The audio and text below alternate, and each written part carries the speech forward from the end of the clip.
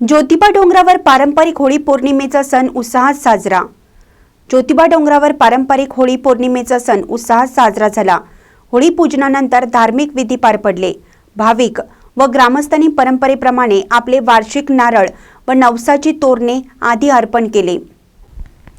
ज्योतिबा मंदिरात होळी पौर्णिमा उत्साहात साजरी करण्यात आली।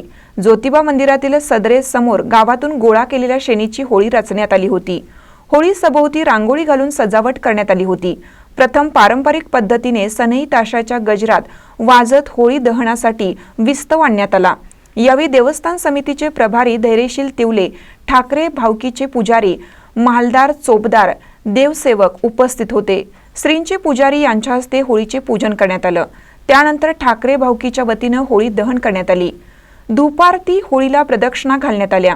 भाविक पुजाऱ्यांनी होळीमध्ये नैवेद्य नारळ अर्पण करून होळीचे दर्शन घेतले। भाविकांनी होळी सभोवती प्रदक्षिणा घालून बोंब मारली।